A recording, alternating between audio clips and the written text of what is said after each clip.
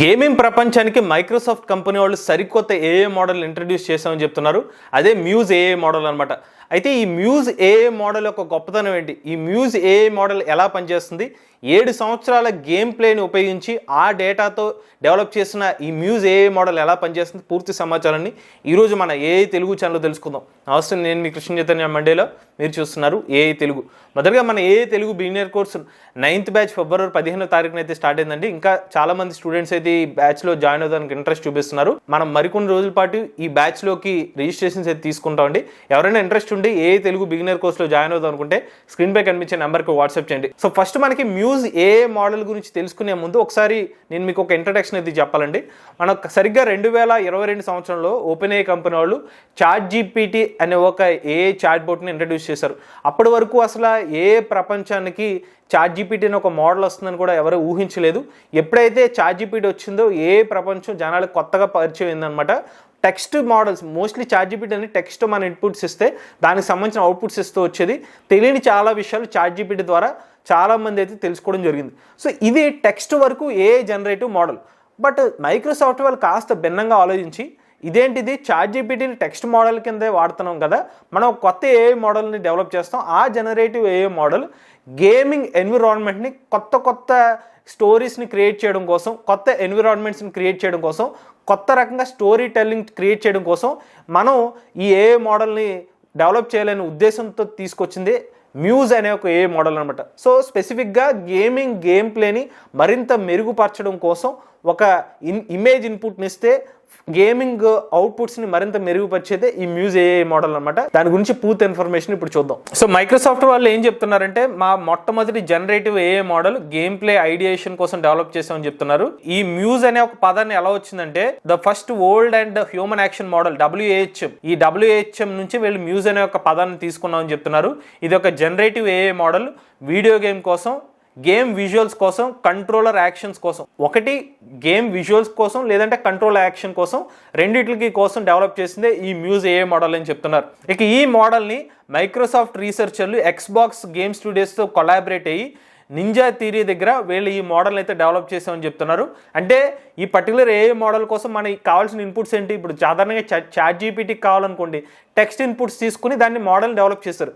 But ఈ muse AI model అంతా game play కోసం కాబట్టి ఇనీషియల్గా గేమ్ సంబంధించిన డేటాని ఇచ్చి దాని ద్వారా ఈ ఏఐ మోడల్ అయితే డెవలప్ చేశారనమాట. సో ఇందులో ఒక మేజర్గా నన్ను ఆకట్టుకున్న విషయం ఏంటంటే, more than 1 billion images and controller action corresponding to over 7 years of continuous human gameplay. దాదాపుగా 100 కోట్ల ఇమేజెస్ని తీసుకున్నారు. అలానే 7 సంవత్సరాల కంటిన్యూస్ హ్యూమన్ గేమ్ ప్లే, ఏదైనా ఎక్స్బాక్స్ సంబంధించిన డిఫరెంట్ గేమ్స్ తీసుకుని 7 సంవత్సరాల పాటు డిఫరెంట్ గేమ్స్ని వాటి ఇన్పుట్స్ని ఈ పర్టికులర్ ఏఐ మోడల్కి ఇన్పుట్ డేటా కింద ఇచ్చి దాని ద్వారా ఈ పర్టికులర్ గేమింగ్ ఏఐ మోడల్ అయితే డెవలప్ చేసామని చెప్తున్నారు. అంటే అంత హ్యూజ్ అమౌంట్ ఆఫ్ డేటాతో ఈ మోడల్ డెవలప్ చేసామని చెప్తున్నారు.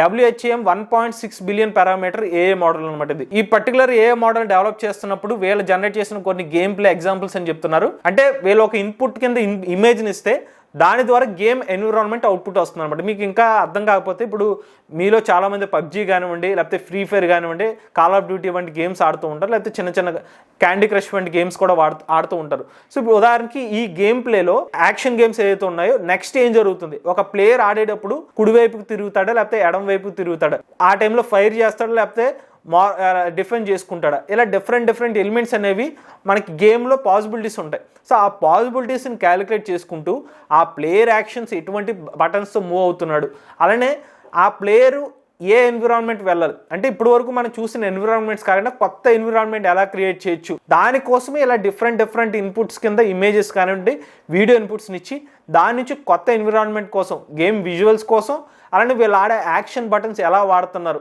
సో ఈ పర్టికులర్ బటన్స్ యూస్ చేసి ఆ గేమ్ డిఫికల్టీని కానివ్వండి, లేకపోతే సింపుల్గా ఉండాలా, లేకపోతే ఇలా డిఫరెంట్ ఎలిమెంట్స్ తీసుకుని డెవలప్ చేయడానికి ఈ మ్యూజ్ ఏఐ మోడల్ అయితే జనరేటివ్ ఏఐ మోడల్ డెవలప్ చేస్తున్నామని చెప్పారు. సో మీకు ఇందాక చెప్పానుగా డిసెంబర్ 2022లో చాట్ జీపీటీ వచ్చినప్పుడు దాన్ని వీళ్ళు రెఫరెన్స్గా తీసుకుని దాని ఇన్స్పిరేషన్తో డెవలప్ చేసిన మ్యూజ్ ఏఐ మోడల్ అని చెప్తున్నారు. సో ట్రైనింగ్ డేటా, వీళ్ళ ట్రైనింగ్ డేటాతో డెవలప్ చేసిన కొన్ని ఎగ్జాంపుల్స్ అనేది వీళ్ళు చూపిస్తున్నారు అనమాట. ఈ పర్టికులర్ ఏదో వెహికల్ ఉందో దీని ద్వారా గేమ్ అయితే యూజ్ చేశారు. ఈ గేమ్ ని వీళ్ళు ఇనీషియల్ గా ట్రైనింగ్ కోసం యూజ్ చేశారు అనమాట. ఇక వీళ్ళు స్కేల్ చేస్తున్నప్పుడు కొన్ని టెస్ట్లు కూడా చేశారనమాట. ఇది ఒరిజినల్ గేమ్, వీళ్ళు ఇచ్చిన ఒరిజినల్ గేమ్ ఇన్పుట్. క్వాలిటీ అంత ఏమీ కనిపించట్లేదు. దీన్ని ఇన్పుట్ కింద గేమ్ ఇస్తే దాన్ని ఎంత ట్రైనింగ్ చేస్తే దాన్ని ఎర్రర్స్ తగ్గుతూ వచ్చినాయని చూపిస్తున్నారు. ఫస్ట్ వచ్చి 10K ట్రైనింగ్ అప్డేట్స్ ఇస్తే కొంచెం డీజనరేషన్ అనేది కనిపించింది అనమాట ఏ మోడల్లో. దాని తర్వాత 100K ట్రైనింగ్ ఇన్పుట్స్ ఇచ్చారు. అలా ట్రైనింగ్ చేస్తే కనుక డీజనరేషన్ అనేది తగ్గిపోయిందని చెప్తున్నారు. అలా తగ్గినప్పటికీ కొన్ని లిమిటేషన్స్ అనేవి గేమ్ లో అబ్జర్వ్ చేశారు. చివరిగా 1 బిలియన్ ట్రైనింగ్ పారామీటర్స్తో ఈ మోడల్ డెవలప్ చేస్తే అప్పుడు ఈ గేమ్లో ఉన్న క్యారెక్టర్ బాగా పర్ఫామ్ చేసినట్టుగా వీళ్ళు చెప్తున్నారు. సో గేమ్లో క్యారెక్టర్ పర్ఫామ్ చేయడం ఏంట్రా మీకు డౌట్ ఉంటే కనుక, సో ఈ గేమ్ ఎన్విరాన్మెంట్ ఎలాగంటే ఒక క్యారెక్టర్ బై డిఫాల్ట్గా ఏఐని యూజ్ చేసుకుంటూ వర్క్ ఎదరికి వెళ్ళిపోతూ ఉంటుంది. అది ఏ బటన్ నొక్కాలో దాని ఇష్టం అనమాట. జనరేటివ్ ఏ కాబట్టి ఇలా ముందుకు వెళ్తే దాని అవుట్ అయిపోతుందంటే మళ్ళీ వేరే కొత్తగా స్టార్ట్ చేసి ఇతర ప్లేయర్స్ని ఎలిమినేట్ చేయగలుగుతుందా లేదా అని టెస్ట్ చేసుకుంటూ ముందుకు వెళ్తూ ఉంటుంది. అటువంటి టైంలో ఇది కొన్నిసార్లు ఏంటంటే ఏ మోడల్ గోడల్లో కూడా దూరిపోదామని చూస్తుంది. బట్ గోడల్లోకి వాస్తవానికి వెళ్ళలేదు కాబట్టి అది తెలుసుకుంటుంది, ఓకే నేను గోడలోకి వెళ్ళలేను. సో దానికి తగ్గట్టుకి స్ట్రాటజీని మళ్ళీ ఒకసారి కొత్తగా ప్లాన్ చేస్తుంది. షార్ట్ గన్తో పేలిస్తే మనకి దగ్గరలో ఉన్న వాళ్ళని మాత్రం షూట్ చేయగలుగుతాం. అదే మనకి స్నైపర్ని యూస్ చేస్తే దూరంగా ఉన్న వాళ్ళని మనం షూట్ చేయగలుగుతాం. ఇలా డిఫరెంట్ పర్స్పెక్టివ్స్ని ఈ ఏ మోడల్ ట్రైన్ చేసే కొద్దీ డెవలప్ చేసుకుంటూ దాన్ని ఇంప్రూవైజ్ చేసుకుంటూ ఉంటుంది అనమాట. సో అలాగా ఫైనల్గా 1 మిలియన్ ట్రైనింగ్ అప్డేట్స్ చేసిన తర్వాత ఈ పారామీటర్ బాగా పర్ఫామ్ చేసిందని చెప్తున్నారు. 206 మిలియన్ పారామీటర్ని యూజ్ చేస్తే 1 సెకండ్ రియల్ గేమ్ ప్లే, అలానే 9 సెకండ్స్ యాక్షన్స్ మీద ప్రాజెక్ట్ చేసుకుంటే ఈ మోడల్ డెవలప్ చేసామని చెప్తున్నారు. సో అలానే ఈ పర్టికులర్ ఏ మోడల్ డెవలప్ చేసే టైంలో కొలాబరేషన్స్ కూడా చేసామని చెప్తున్నారు. స్టార్టింగ్ నుంచి కూడా డిఫరెంట్ యూజర్స్తో కొలాబరేట్ అయ్యని చెప్పారు. ఇంకొకటి ఈ మ్యూజ్ అనే ఒక ఏ మోడల్ని టెస్ట్ చేయాలంటే WHAM డెమాన్స్ట్రేటర్ని అయితే ఉపయోగించాలి. ఇది ఒక నథింగ్ బట్ మీరు ఒక ఎడిటింగ్ ప్లాట్ఫామ్ లాంటిది ఊహించుకోండి, ఒక సాఫ్ట్వేర్ లాంటిది అనమాట.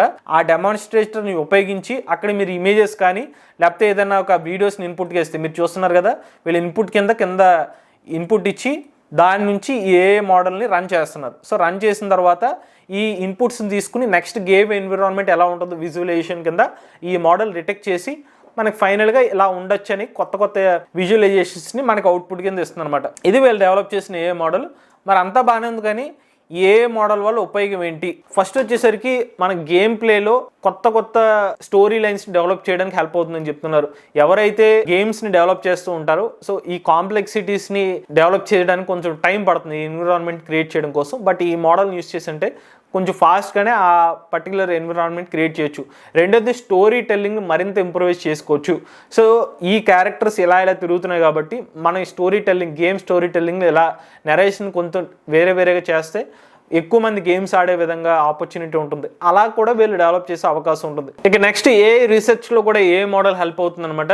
ఎవరైతే ఇప్పుడు స్టాటిక్ ఇమేజెస్ నుండి డైనమిక్గా క్యారెక్టర్స్ మూవ్ అయ్యే విధంగా కొత్త గేమ్ ఎన్విరాన్మెంట్ క్రియేట్ చేద్దాం అనుకుంటున్నారు వాళ్ళకి కూడా ఏ మోడల్ హెల్ప్ అవుతుందని చెప్తున్నారు. దాంతోపాటు కొత్త కొలాబరేషన్స్ ఈ పర్టికులర్ ఏ మోడల్ డెవలప్ చేయడం కోసం ఎక్స్బాక్స్ వాళ్ళు మైక్రోసాఫ్ట్ వాళ్ళు కొలాబరేట్ అయినట్టుగా వేరే కొలాబరేషన్స్తో ఇంకా కొత్త ఏ మోడల్స్ కూడా వచ్చే అవకాశం ఉంటుంది. సో ఓవరాల్గా చూసుకున్నట్లయితే మ్యూజ్ ఏ మోడల్ గేమింగ్ ప్రపంచానికి మరింత పాజిటివ్ ఎలిమెంట్గా యాడ్ అయ్యే అవకాశం ఉంటుందన్నమాట. జనరేటివ్ ఏ మోడల్ కావడం వల్ల కొత్త గేమింగ్ ఎన్విరాన్మెంట్స్ రావడం, గేమింగ్ ఎక్స్పీరియన్స్ని మరింత మెరుగుపరచడం కోసం, కొత్త గేమ్స్ని మరింత ఫాస్ట్గా తీసుకురావడం కోసం ఈ పర్టికులర్ ఏ మోడల్ హెల్ప్ చేసే అవకాశం ఉంటుంది. ఇది మ్యూజ్ ఏ మోడల్ యొక్క సమాచారం అండి. ఇటువంటి లేటెస్ట్ ఏ కోసం తెలుగు ఛానల్ సబ్స్క్రైబ్ చేసుకోండి.